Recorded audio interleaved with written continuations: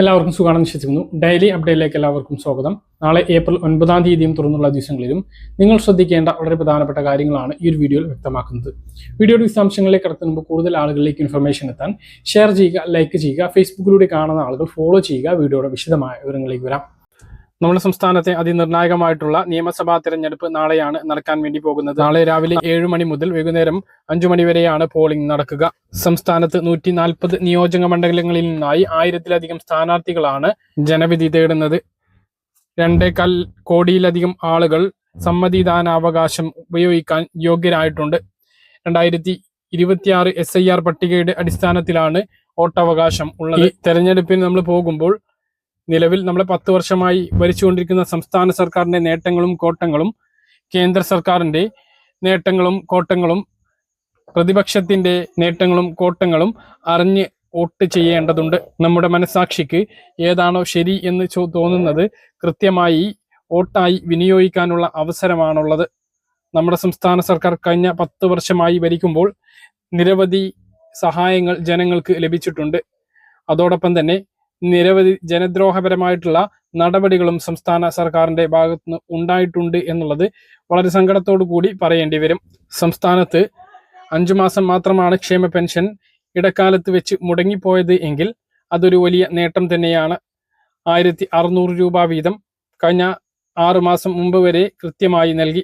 അതിനുശേഷം 400 രൂപ വർദ്ധിപ്പിച്ച് 4-ാം മാസവും ഇപ്പോൾ 2000 രൂപ വരെ വിതരണം ചെയ്തത് വലിയ സഹായം തന്നെയാണ്. തെരഞ്ഞെടുപ്പ് പ്രഖ്യാപനമായിട്ടുള്ള സ്ത്രീ സുരക്ഷാ പെൻഷൻ ഈ അവസാന കാലഘട്ടത്തിലായി വർദ്ധിപ്പിച്ചതും 2 ഗഡുക്കൾ വിതരണം ചെയ്തതും വളരെ പ്രധാനപ്പെട്ട കാര്യം തന്നെയാണ്. 2500-ലേക്ക് ക്ഷേമ പെൻഷൻ എത്തിക്കും എന്ന് പറഞ്ഞിരുന്നു എങ്കിലും അത് എത്തിക്കാനായില്ല. എന്നാൽ വീടുകൾ സംസ്ഥാനത്ത് വിതരണം ചെയ്യുന്ന കാര്യത്തിൽ സംസ്ഥാന സർക്കാർ പരാജയമാണ് എന്ന് പറയേണ്ടി വരും. കഴിഞ്ഞ 10 വർഷം കൊണ്ടാണ് 5 ലക്ഷം വീടുകൾ പൂർത്തീകരിച്ചത്.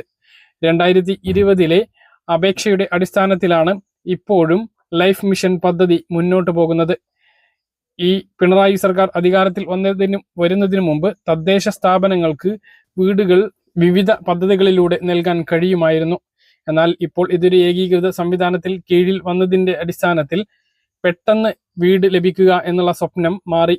അതായത് 2020 മുതൽ ഇതിന്റെ അപേക്ഷ നൽകി കാത്തിരിക്കുന്ന ആളുകൾക്കാണ് ഇപ്പോൾ 2025-ന് ശേഷം വീട് ലഭിച്ചവർ. അത് 2022-ൽ ലഭിച്ചവർ, 2023-ൽ ലഭിച്ചവരെല്ലാം ഉണ്ട് എങ്കിലും കാത്തിരിപ്പ് നീണ്ടുപോയവർ നിരവധിയാണ്. അതായത് അപേക്ഷ നൽകുന്ന സമയത്ത് ഒരു വീടുണ്ടാക്കാൻ മതിയായിരുന്ന തുകയല്ല ഇപ്പോൾ വേണ്ടത്. എല്ലാത്തിനും വില കൂടിയ സാഹചര്യം ഉണ്ട്. അന്ന് ചെറിയ വീട് സ്വന്തം കയ്യിലുള്ള പണം കൊണ്ട് തട്ടിക്കൂട്ടാൻ കഴിയുമായിരുന്നു എങ്കിൽ ഇപ്പോൾ സർക്കാർ നൽകുന്ന പണം കൊണ്ട് ഈ പറയുന്ന രീതിയിലുള്ള വീടിന്റെ പണി പൂർത്തീകരിക്കാൻ കഴിയാത്ത ഒരു സ്ഥിതിയുമുണ്ട്. സംസ്ഥാനത്ത് വിവിധ അപേക്ഷാ ഫീസുകൾ വർദ്ധിപ്പിച്ചു, നികുതി വർദ്ധിപ്പിച്ചു, ഭൂമിയുടെ ന്യായവില വർദ്ധിപ്പിച്ചു, കെട്ടിട നിർമ്മാണത്തിനുള്ള അപേക്ഷാ ഫീസുകൾ വർദ്ധിപ്പിച്ചു. അത് 100 ചതുരശ്ര അടിക്ക് താഴെയുള്ള വീടുകൾക്ക് അപേക്ഷാ ഫീസ് ഇല്ല എങ്കിലും അതിന് മുകളിലുള്ളവർക്ക് ഫീസ് വരുന്നുണ്ട്. നേരത്തെ വർദ്ധിപ്പിച്ചത് പ്രതിഷേധത്തെ തുടർന്നും ലോക്സഭാ ഇലക്ഷനിലെ തോൽവിയെ തുടർന്നും 50% പിൻവലിച്ചതും ശ്രദ്ധേയമാണ്. കൃത്യമായിട്ടുള്ള നിയമനങ്ങൾ നടത്താത്തതിന്റെ പേരിൽ വിദ്യാഭ്യാസ സ്ഥാപനങ്ങളും ആരോഗ്യ മേഖലകളും പ്രതിസന്ധി നേരിട്ടു എന്നുള്ളതും സത്യമാണ്. എന്നാൽ കൃത്യസമയത്ത് പാഠപുസ്തകങ്ങൾ നൽകിക്കൊണ്ട് സംസ്ഥാനത്ത് അധ്യയനം കാര്യക്ഷമമായി നടപ്പിലാക്കി എന്നതും കോവിഡ് കാലത്ത് കൃത്യമായ രീതിയിൽ ഓൺലൈൻ സംവിധാനം ഏർപ്പെടുത്തി എന്നുള്ളതും വളരെ അഭിനന്ദനാർഹമായിട്ടുള്ള കാര്യമാണ്. സംസ്ഥാനത്തുടനീളം കുടിവെള്ള പദ്ധതി നടപ്പിലാക്കുന്നതിലും സംസ്ഥാനം വിജയിച്ചിട്ടുണ്ട്. മുൻ സർക്കാരിന്റെ കാലത്ത്, അതായത് UDF സർക്കാരിന്റെ കാലത്ത് LDF പ്രതിഷേധം കാരണം, പ്രത്യേകിച്ച് CPM DYFI പ്രതിഷേധം കാരണം നിർത്തിവെക്കേണ്ടി വന്ന ഗെയിൽ പൈപ്പ് ലൈൻ പദ്ധതി, വിഴിഞ്ഞം തുറമുഖ പദ്ധതി, നാഷണൽ ഹൈവേ പദ്ധതി ഇവയെല്ലാം കാര്യക്ഷമമായി സ്ഥലമേറ്റെടുത്ത് നടപ്പിലാക്കി എന്നുള്ളത് സർക്കാരിന്റെ ഗുണവും ദോഷവുമായി പറയാം. അതായത് ഗുണം ഇത് പദ്ധതി നടപ്പിലാക്കി എന്നുള്ളതാണ്. ദോഷം എന്ന് പറയുന്നത് മുമ്പ് ഇത് നടപ്പിലാവാതിരുന്നതിന് കാരണം ഇപ്പോൾ ഭരിക്കുന്ന പാർട്ടിയാണ് എന്നുള്ളത് കൂടി ഓർക്കേണ്ട കാര്യമാണ്. ഉമ്മൻചാണ്ടി ഭരണകാലത്ത് നടപ്പിലാക്കിയ പല പദ്ധതികളിലും ഉദ്ഘാടനം ചെയ്യപ്പെട്ടത് മുഖ്യമന്ത്രി പിണറായി വിജയന്റെ കാലഘട്ടത്തിലാണ്. കണ്ണൂർ വിമാനത്താവളം, കൊച്ചി മെട്രോ പദ്ധതികളെല്ലാം അവയിൽപ്പെടും. ഇതിൽ കണ്ണൂർ വിമാനത്താവളത്തിൽ 80% പണി പൂർത്തീകരിച്ചിരുന്നു. കൊച്ചി മെട്രോയിൽ 90%-ലധികം പണി പൂർത്തീകരിക്കുകയും മെട്രോ ട്രയൽ റൺ നടത്തുകയും ചെയ്തിരുന്നു. പിന്നീട് കൊച്ചി മെട്രോയിൽ കാര്യമായിട്ടുള്ള പുരോഗതി നടത്താനായിട്ടില്ല. അതേസമയം സംസ്ഥാനത്ത് വാട്ടർ മെട്രോ ആരംഭിച്ചത് സർക്കാരിന്റെ നേട്ടമാണ്. മനോഹരമായിട്ടുള്ള സംസ്ഥാന പാതകൾ ഒരുക്കിയിട്ടുണ്ട് എന്നുള്ളതും നേട്ടമാണ്. ടൂറിസം മേഖലയിൽ കാര്യമായിട്ട് തന്നെ പുരോഗതി ഉണ്ടായിട്ടുണ്ട്. പുത്തൂർ സുവോളജി പാർക്ക് അതിൽ എടുത്തു പറയേണ്ട കാര്യമാണ്. കണ്ണൂർ തുരങ്കപാത ക്ഷേമ പെൻഷന് വേണ്ടി സംസ്ഥാനത്ത് പെട്രോൾ ഡീസൽ വിലയിൽ 2 രൂപ സെസ് ഏർപ്പെടുത്തിയത് ഇപ്പോഴും തുടർന്നുകൊണ്ടിരിക്കുകയാണ്. കെട്ടിട നിർമ്മാണ തൊഴിലാളികൾക്ക് പെൻഷൻ മുടങ്ങി. വിവിധ സമാശ്വാസ പെൻഷനുകൾ പദ്ധതി ഇടയ്ക്ക് വെച്ച് മുടങ്ങിപ്പോയി. പലതും ഇപ്പോഴും മുടങ്ങിക്കിടക്കുന്ന സാഹചര്യമുണ്ട്. ക്യാൻസർ, എൻഡോസൾഫാൻ രോഗികൾക്കുൾപ്പെടെയുള്ള സഹായങ്ങൾ പല സമയത്തും മുടങ്ങിയ സാഹചര്യം ഉണ്ടായി. PSC റാങ്ക് ലിസ്റ്റിൽ ഉള്ളവർ, ആശാവർക്കർമാർ, ഇങ്ങനെ തുടങ്ങിയ നിരവധി പേരുടെ സമരങ്ങളും നമ്മൾ കണ്ടു. സംസ്ഥാന സർക്കാരിന് പ്രതിപക്ഷം കാര്യമായിട്ടുള്ള വെല്ലുവിളി ആയിട്ടില്ല എന്ന് വേണം പറയാൻ.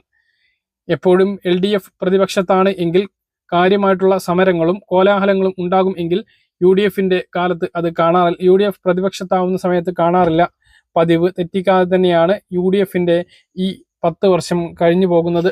നിയമസഭയിൽ മീഡിയ ക്യാമറാമാൻമാരെ ഒഴിവാക്കിക്കൊണ്ട് സഭാ TV എന്ന സർക്കാരിന്റെ ഏകീകൃത സംവിധാനം കൊടുക്കുന്നത് സർക്കാരിന് ഇഷ്ടമുള്ള ദൃശ്യങ്ങൾ പുറത്തേക്ക് കാണിക്കുക എന്നുള്ളത് കൂടി ആണ് എന്നുള്ള വിമർശനം ഉയർന്നു.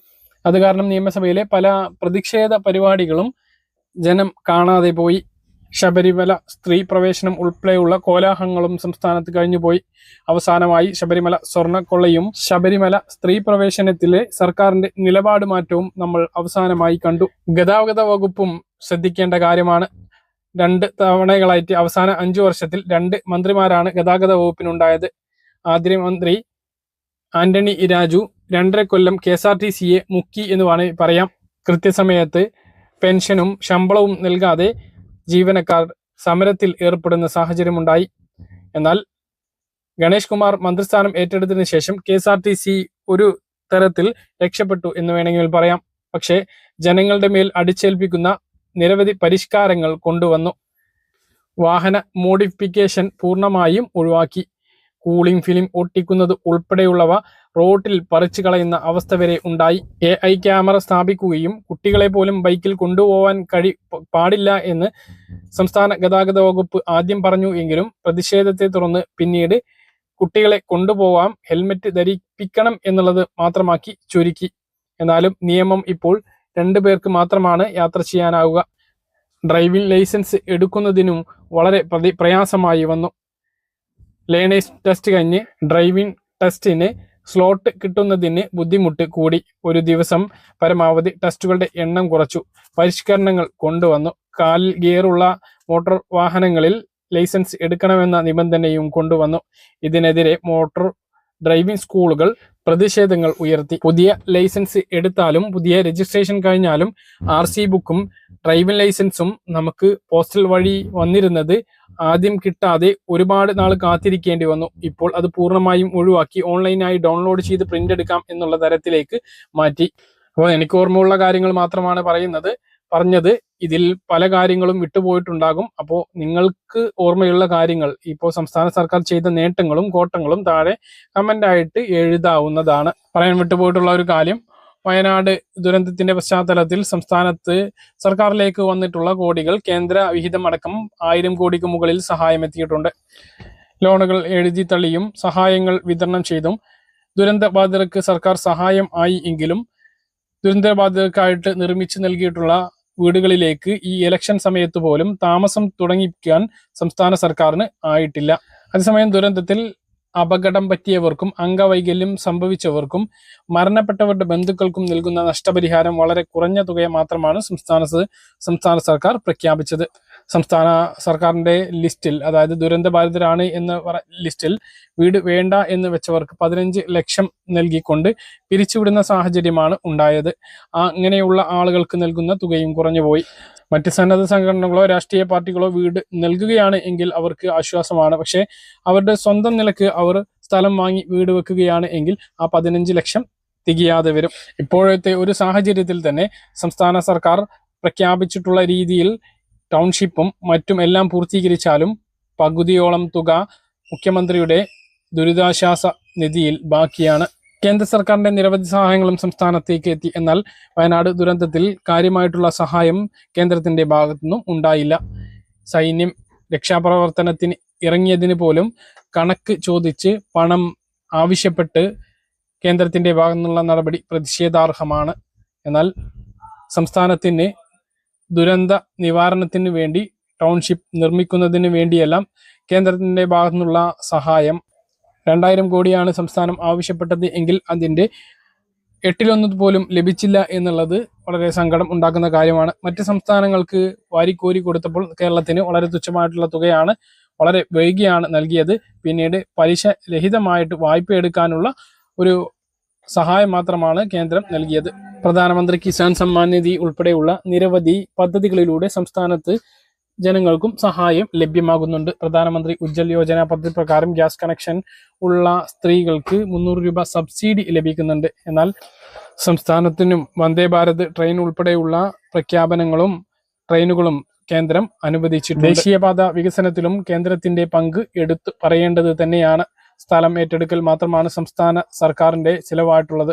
ബാക്കിയുള്ള മുഴുവൻ ചിലവും കേന്ദ്ര ഫണ്ടാണ്. എന്നാൽ സംസ്ഥാനത്തിന് ലഭിക്കേണ്ട നികുതി, GST വരുമാനം, അതുപോലെ തന്നെ കടമെടുക്കാനുള്ള പരിധി, എയിംസ് ഉൾപ്പെടെയുള്ള പദ്ധതികളിൽ പ്രഖ്യാപിക്കുന്നതിനുള്ള കാലതാമസം, ഇതെല്ലാം കേരളത്തിനോട് കേന്ദ്രം നൽകുന്ന അവഗണന ആണ് എന്നുള്ളത് വിമർശനം ഉന്നയിക്കുന്ന കാര്യങ്ങളാണ്. നാളെ വോട്ട് ചെയ്യാൻ പോകുമ്പോൾ ഈ കാര്യങ്ങളെല്ലാം ശ്രദ്ധിക്കുക. ഇഷ്ടമുള്ള ആളുകൾക്ക് വോട്ട് ചെയ്യുക. വോട്ട് ചെയ്യാൻ പോകുന്ന ആളുകൾ കയ്യിൽ കരുതേണ്ട രേഖകൾ ഇവയൊക്കെയാണ്: ആധാർ കാർഡ്, ഫോട്ടോ പതിച്ച പാസ്ബുക്ക്, ജോബ് കാർഡ്, ആരോഗ്യ insurance smart card, driving licence, PAN card, smart card, Indian passport, photo പതിച്ച പെൻഷൻ രേഖ, സർവീസ് തിരിച്ചറിയൽ card, election ID card, UDID card. ഇവയിൽ ഏതെങ്കിലും ഒന്നുമായിട്ട് നമുക്ക് വോട്ട് രേഖപ്പെടുത്താൻ പോകാവുന്നതാണ്. ഏത് മുന്നണി ഭരണത്തിൽ വരണമെന്നാണ് നിങ്ങൾ ആഗ്രഹിക്കുന്നത് എന്ന് താഴെ ഒന്ന് കമന്റ് ആയിട്ട് രേഖപ്പെടുത്തുക. അന്ന കാര്യങ്ങൾ കൃത്യമായിട്ട് മനസ്സിലാണെന്ന് കരുതുന്നു. ഇതുപോലെ ഇൻഫർമേഷൻ ലഭിക്കാൻ ചാനൽ സബ്സ്ക്രൈബ് ചെയ്യുക, ബെൽ ഐക്കൺ എനേബിൾ ചെയ്ത് വെക്കുക. മറ്റൊരു വീഡിയോ നമുക്ക് കാണാം. ദൂരേക്കും ബൈ.